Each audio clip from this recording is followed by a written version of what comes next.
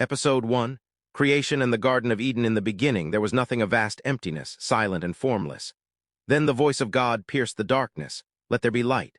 Instantly brilliant light split the void from shadow, dancing across the infinite nothing. Over 6 days God shaped the cosmos, oceans teeming with life, skies painted with clouds and stars, land rising from the waters, mountains standing proud and rivers sparkling in the sun. Every creature, from the tiniest insect to the great beasts of land and sea, emerged under his command, each perfect and full of wonder. Finally, God created man and woman, fashioned from the very earth and his divine breath. Adam opened his eyes to a world brimming with life, beauty, and endless possibility. Then came Eve, born from Adam, equal in dignity, and together they walked in harmony through the paradise God had prepared, the Garden of Eden. Trees heavy with fruits of every kind, rivers glinting like liquid crystal, and animals that roamed freely in peace surrounded them. God gave them a single command: to tend the garden and enjoy its bounty, but to abstain from one tree, the tree of knowledge of good and evil. In their innocence, Adam and Eve were unaware of the temptation that lurked beyond their understanding. Yet the garden pulsed with a quiet tension, the beauty around them almost too perfect, hinting at the freedom and the responsibility that came with choice. This was a world of light, purity, and divine order, the dawn of humanity, the birth of free will, and the stage for the epic story yet to unfold.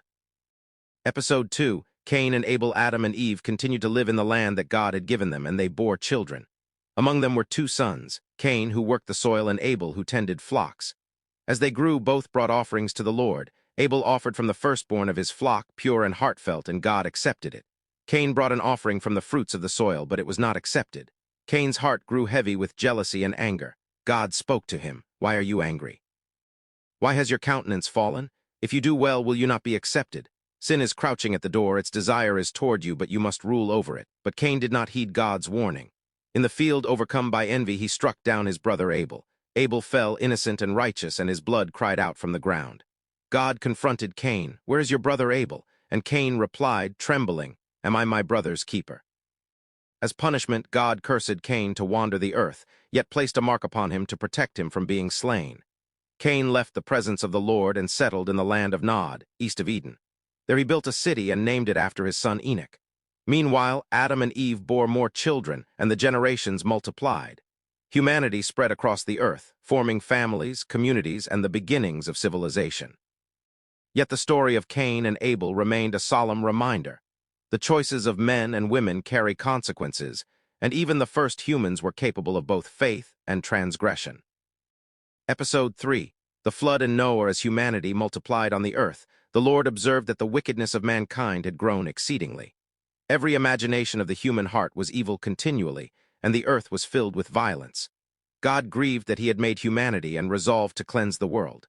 But among all men, one man found favor in the sight of the Lord: Noah, a righteous and blameless man in his generation, walking faithfully with God. God spoke to Noah, "I have determined to make an end of all flesh, for the earth is filled with violence through them. Make for yourself an ark of gopher wood. Make rooms in the ark and cover it inside and outside with pitch." God gave Noah exact dimensions for the ark: 300 cubits long, 50 cubits wide, and 30 cubits high, with a roof, a door in the side, and a window above. He instructed Noah to bring into the ark his family, his wife, his sons Shem, Ham, and Japheth, and their wives, and to gather 2 of every living creature, male and female, along with food sufficient for all. Noah obeyed exactly as the Lord commanded. As he worked, the earth continued in its corruption, but Noah remained steadfast. When the ark was completed, God caused rain to fall for 40 days and 40 nights, and the waters rose, covering even the highest mountains. All flesh that moved on the earth perished, humans, animals, and birds, save for those safely sheltered in the ark. The waters prevailed upon the earth for 150 days, destroying everything outside. At last, God remembered Noah and all who were with him in the ark. The ark rested on the mountains of Ararat, and Noah released a raven, which flew back and forth until the waters receded. Then he sent a dove, which returned, finding no resting place, and again later it brought back an olive leaf, signaling that the waters had abated. Finally, Noah and his family emerged from the ark. He built an altar and offered sacrifices to the Lord. God made a covenant with Noah and all living creatures.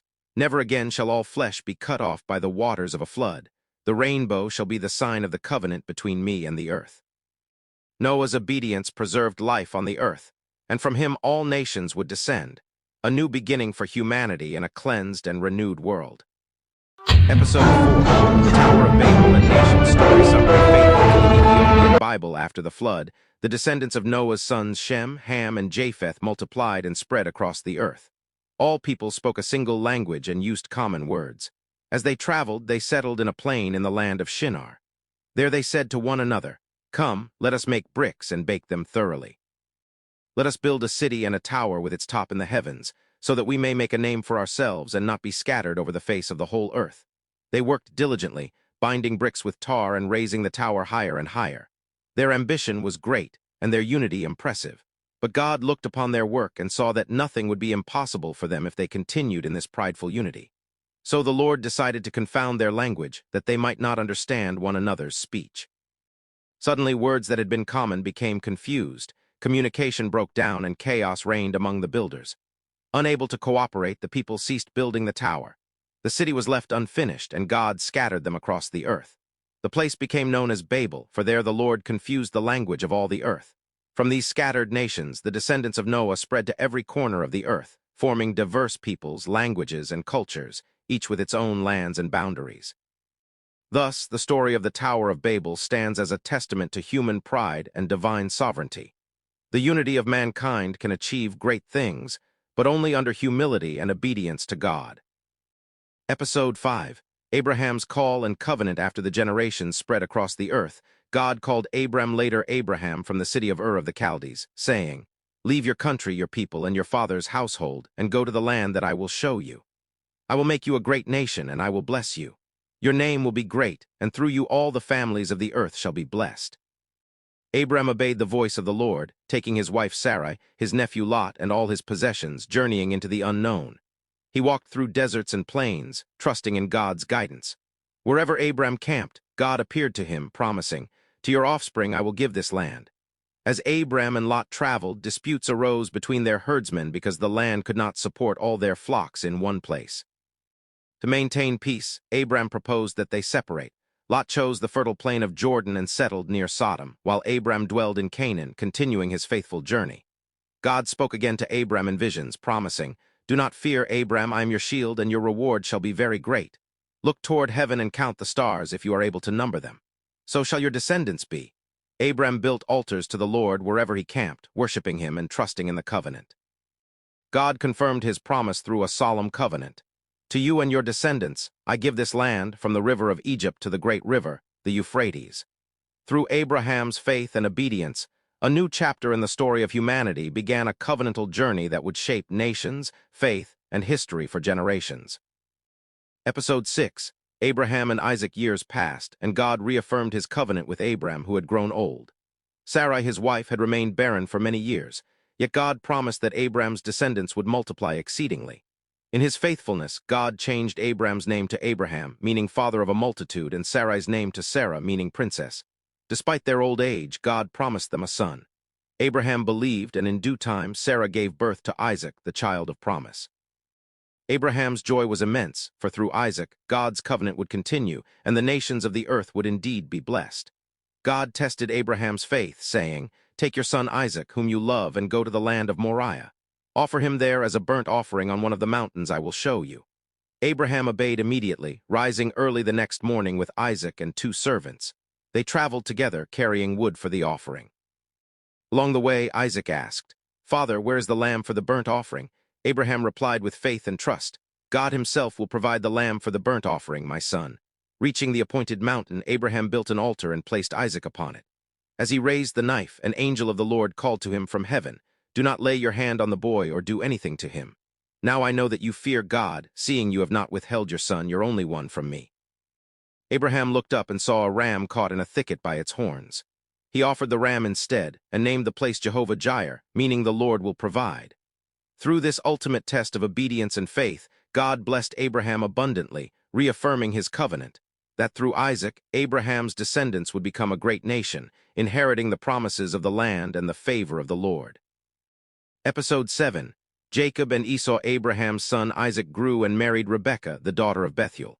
Isaac and Rebekah were blessed by God with 2 sons. The firstborn, Esau, was strong and hairy, a skillful hunter, while the younger Jacob was quiet and thoughtful, dwelling in tents. Even before birth, God revealed to Rebekah that the older would serve the younger, saying, "Two nations are in your womb, two peoples shall be separated, and one people shall be stronger than the other, and the older shall serve the younger." As the sons grew, Esau became Isaac's favorite, while Rebekah loved Jacob. One day Esau returned famished from hunting, and Jacob was cooking a stew. Esau said, "Let me eat some of that red stew, for I am exhausted." Jacob seized the opportunity and replied, "Sell me your birthright first." Driven by hunger, Esau agreed, despising his birthright, and Jacob received the blessing of the firstborn. Later, when Isaac was old and his eyesight dim, he intended to bless Esau. Rebekah, knowing God's prophecy, instructed Jacob to disguise himself. Jacob dressed in Esau's clothing and covered his hands and neck with goat skins. Isaac, deceived, blessed Jacob, affirming him as the heir of God's covenant. When Esau discovered the deception, he was furious and vowed to kill Jacob. Rebekah warned her son, and Jacob fled to her brother Laban's house in Haran, beginning a long journey filled with trials, marriages, and the growth of his own family. Thus, Jacob became the instrument through which God's promises would continue, though the path was marked by human weakness, rivalry, and divine guidance. The story of Jacob and Esau reminds all generations that God's purposes unfold even through imperfect actions and complex human relationships. Episode 8. Jacob's ladder and wives. Jacob fled from Esau to the land of Haran to his mother Rebekah's family. Along the way, he stopped for the night and slept upon a stone. As he rested, he dreamed a wondrous vision, a ladder stretched from earth to heaven with angels ascending and descending upon it. Above the ladder stood the Lord, who spoke to Jacob, "I am the Lord, the God of your father Abraham and Isaac. The land on which you lie I will give to you and your descendants. Your offspring shall be numerous, and through you all families of the earth shall be blessed. Behold, I am with you and will keep you wherever you go, and I will bring you back to this land." Jacob awoke, filled with awe, and said, "Surely the Lord is in this place, and I did not know it." He set up the stone as a pillar and anointed it with oil, calling the place Bethel, which means house of God. Continuing to Haran, Jacob arrived at a well where shepherds had gathered. There he saw Rachel, the daughter of Laban, coming with her father's sheep. Jacob rolled the stone from the well's mouth and watered the flock for her. Overcome with love, he kissed Rachel and wept, sharing his story with her. Jacob agreed to work 7 years for Laban in exchange for Rachel's hand in marriage. Yet Laban deceived him, giving Leah, Rachel's older sister, as the bride instead. Jacob fulfilled the contract with honesty and patience, then worked another 7 years to marry Rachel, whom he loved dearly. Through Leah, Rachel, and their maidservants Bilhah and Zilpah, Jacob's family grew, eventually becoming 12 sons, the progenitors of the tribes of Israel, and 1 daughter, Dinah. Despite deception, rivalry, and hardship, God's covenant continued to unfold through Jacob's obedience, perseverance, and faith. Episode 9. Joseph's dreams and betrayal. Jacob loved his son Joseph more than all his other children because he was the son of his old age. He made him a coat of many colors, a sign of special favor. Joseph's brothers saw this and grew envious, their hearts filled with jealousy and anger.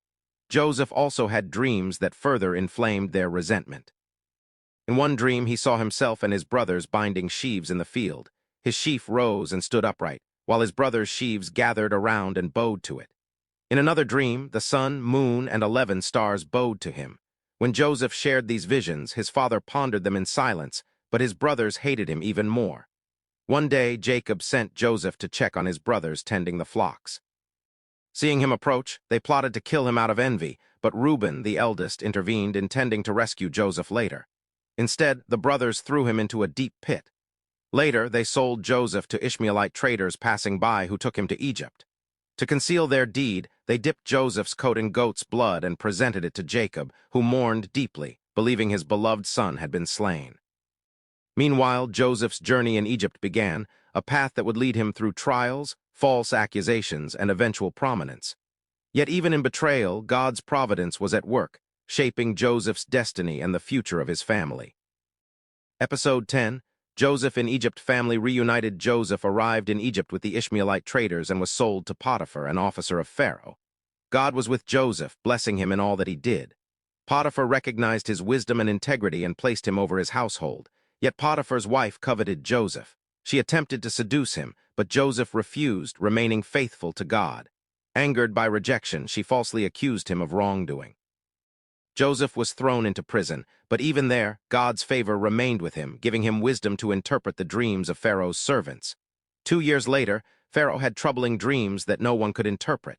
Joseph was brought before him and, with God's guidance, revealed the meaning. 7 years of plenty would be followed by 7 years of famine. Joseph advised Pharaoh to store grain during the years of abundance. Impressed, Pharaoh made Joseph ruler over all Egypt, second only to himself, to prepare for the famine.